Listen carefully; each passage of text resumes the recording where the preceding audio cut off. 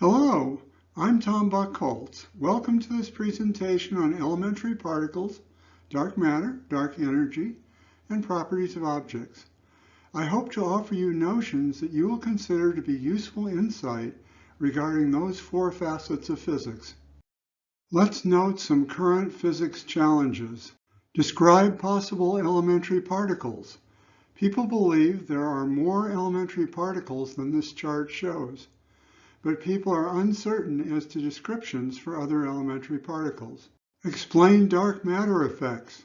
People suggest that more than 5/6 of the matter in many galaxies might be dark matter, but what is dark matter? Explain dark energy effects. This diagram depicts a history of the universe.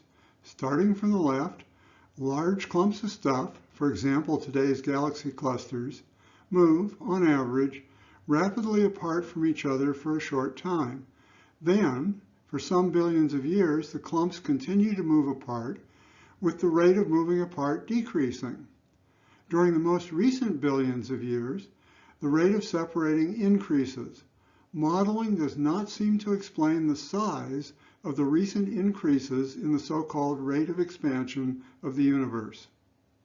This talk predicts new elementary particles, explains effects and data that people associate with dark matter, explains effects and data that people associate with dark energy, and links properties of objects, aspects of long-range fields, and physics constants. During this talk, I discuss highlights. You can read details either by returning later or pausing the slides. If you are viewing this talk as part of an interactive event, there may be time for discussion after the talk. Each of the four agenda tasks has been a physics challenge for at least 80 years. You might ask, why now? People report new data, including about dark matter effects. My modeling seems to explain dark matter data that possibly no other current modeling explains, and my modeling seems to help explain other data. Here are some categories of ratios of not ordinary matter effects to ordinary matter effects. Some ratios pertain to electromagnetic background radiation left over from about 380,000 years after the time of the supposed Big Bang. Some ratios pertain to galaxies, some to galaxy clusters, some to remnants of collisions of galaxy clusters, and some to densities of the universe. This table provides information about those ratios of not ordinary matter effects to ordinary matter effects. We will come back to this slide later in the talk, including when we can provide explanations that the rightmost column suggests. For now, just note in the second column that the ratios tend to be ratios of approximately integers. Let's discuss object properties, long-range interaction fields, and physics constants. Physics features two long-range interaction fields, the electromagnetic field and the gravitational field. For each field, popular modeling suggests two circular polarization modes, left and right. For electromagnetism, excitations associate with a spin of 1 in units of h-bar. For gravity, it's a spin of 2 in units of h-bar. For a charged object, an observer associates the object's contribution to the electric field with the position of the object. Spatially, position associates with 3 degrees of freedom. Regarding the magnetic field, people associate one contribution with 6 degrees of freedom, 3 for position and 3 for linear velocity. Another contribution to the magnetic field associates with 6 degrees of freedom, 3 for position, and 3 for angular velocity. Excitations of the electromagnetic field associate with modes and not necessarily with individual properties. My new modeling features integer arithmetic. In effect, removing from popular modeling 3 triad degrees of freedom, for example by specifying a position, associates with inserting, in my modeling's use of Diophantine equations, a new integer. In Newtonian dynamics, spatial dependence of radius to the -1 power and the word monopole associate with potentials that associate with electric fields. For magnetic fields, radius to the -2 power and dipole pertain.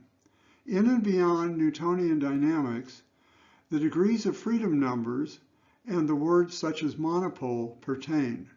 For my modeling, the words such as monopole pertain. N gamma is a number of integers. If a sum of the integers is positive, the sum associates with the left circular polarization mode. Negative associates with right circular polarization. The term solution pair pertains to a pair for which, compared to one expression, in the other expression, all the signs flip. This chart uses my modeling to extend the previous table of properties. Sigma denotes the absolute value of the sum of integers. In the next to rightmost column, the notion of extrinsic property associates with linear motion. The notion of same velocity associates with the notion that, for an object, all the relevant properties move together. Sigma equals 1 associates with electromagnetism. Notice in the first two rows the properties: charge, current of charge, and magnetic moment. The third row associates with the property of the Earth. The axis of the magnetic field precesses with a period of 1 day. Sigma equals 2 associates with gravity. The first two gravity-related rows echo, via multiplying integers by 2, the first two electromagnetism-related rows. Notice some of the properties: energy, momentum, and angular momentum or pressure. Regarding gravity, the chart suggests associations between components of force and a stress-energy tensor. One way to state Lorentz invariance is that the square of the magnitude of the electric field that I might infer for an object minus the speed of light squared times the inferred square of the magnitude of the magnetic field is a constant. The constant pertains independently from the velocity that I assume that I attribute to the other object. The faster the object moves, the more charge I infer. Dipole components, in effect, correct for the motion. Extrapolation to gravitational phenomena suggests that monopole, quadrupole, and 16-pole properties associate with attraction between two objects. Dipole and octopole properties associate with repulsion between objects.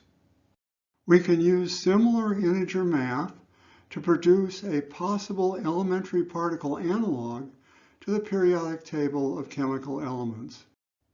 Here, each sequence of integers sums to sigma equals 0. These solutions associate with all known and some possible elementary particles. Notice the values of spin, s equals 1, s equals 1/2, and so forth, near the top of the chart.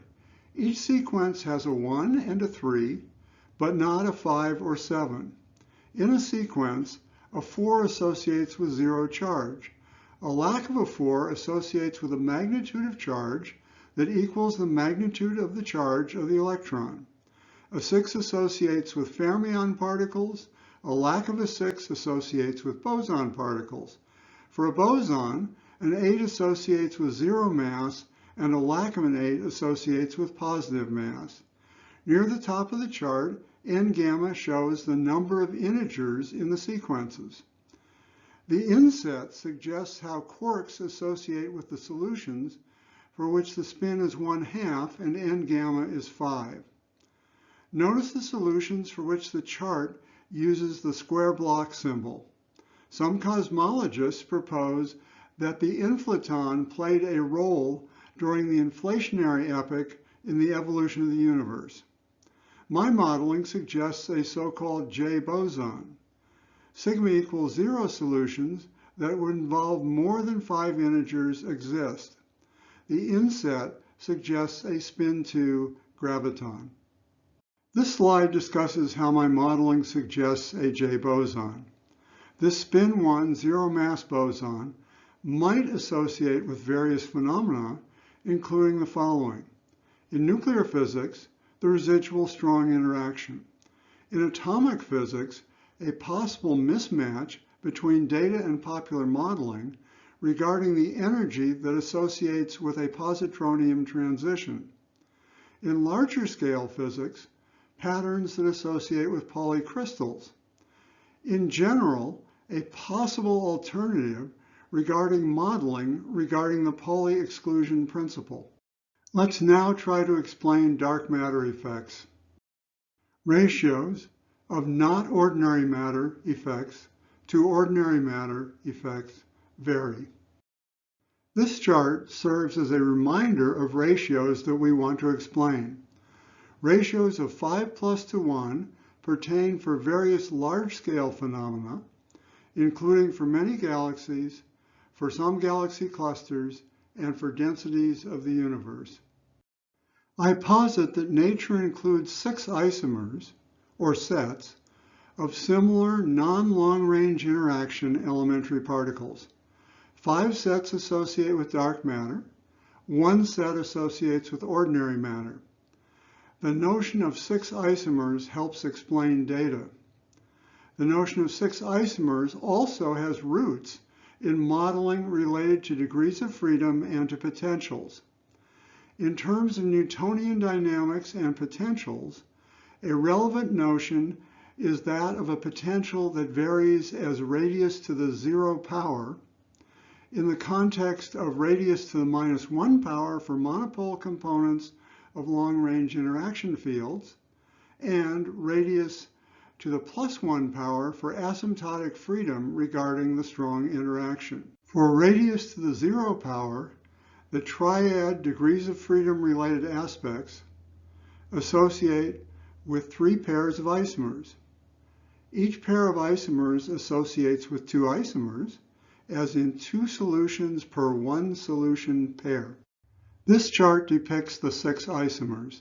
The ordinary matter isomer is the rightmost upper block. Popular modeling associates the notion of left-handedness with matter, as opposed to antimatter, ordinary matter elementary particles. We number the isomers from 0 for ordinary matter to 5.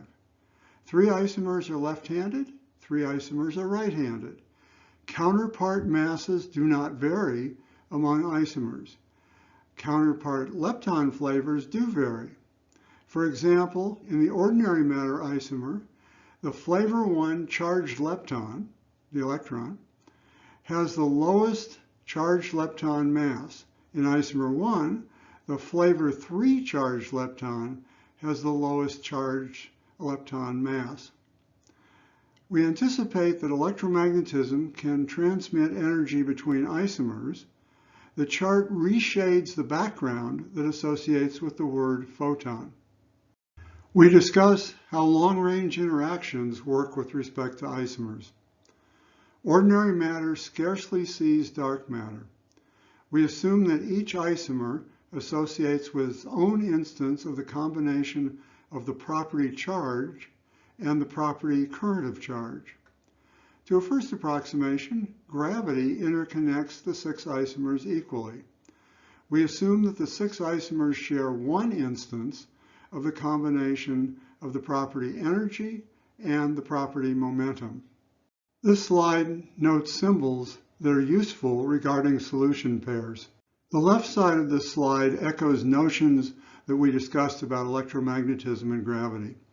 The right side of the slide shows numbers of instances and the reach, R sub I, in numbers of isomers for intrinsic uses of all relevant solution pairs. Instances and reaches for extrinsic use of solution pairs equal instances and reaches for uses of the associated intrinsic solution pairs. This chart shows instances and reaches. The third row hints at a link between classical physics notions of oblateness and quantum physics notions of anomalous magnetic moment.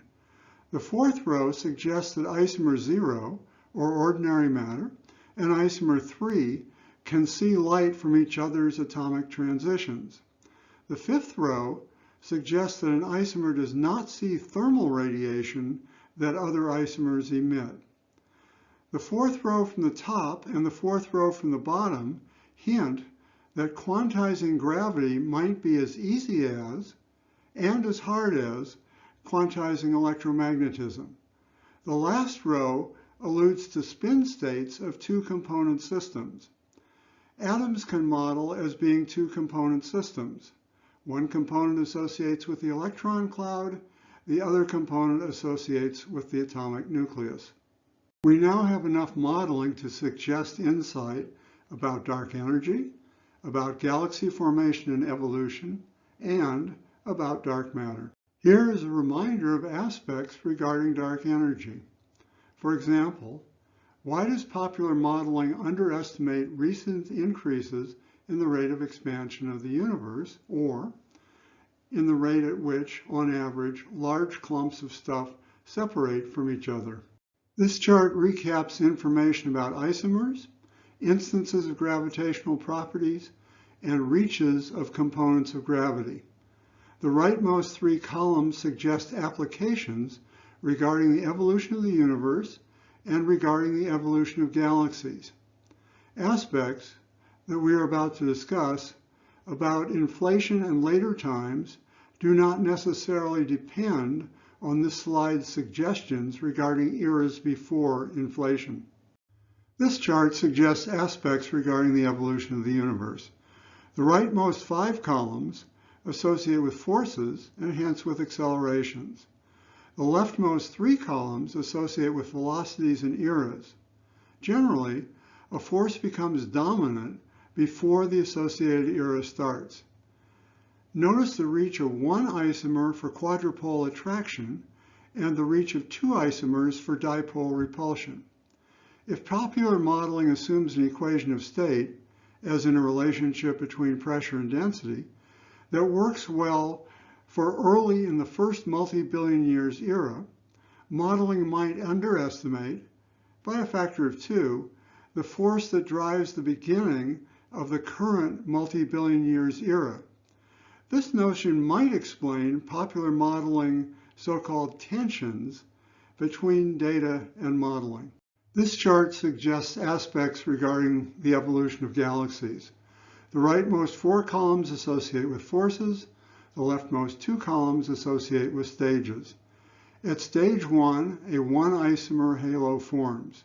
At stage 2, that isomer repels some of its own stuff and most stuff that associates with one other isomer. At stage 3, the galaxy consolidates stuff that associates with the original isomer and attracts stuff that associates with four other isomers. At stage 4, collisions between galaxies form larger galaxies that include all 6 isomers. My work suggests explanations for the ratios. The cosmic electromagnetic background formed, say 380,000 years after the Big Bang, based on atomic transitions. People detect now optical light from isomer 3 transitions as well as from ordinary matter transitions. Each one of isomer 3 hydrogen hyperfine transitions and ordinary matter hydrogen hyperfine transitions depleted now microwave background. My work explains the ratios that pertain to galaxies. Ratios of 5+1 reflect the composition of the universe. The plus might associate with notions such as the following. Effects of reaches of less than 6 might significantly affect measurements. Net electromagnetic transfers of energy might have led to less isomer 0 stuff and less isomer 3 stuff than stuff associated with each of the other 4 isomers. Some ordinary matter objects, such as possible primordial black holes, might measure as dark matter. Let's return to the topic of object properties, long-range fields, and physics constants. The first item shows ratios of squares of masses of the non-zero mass elementary bosons.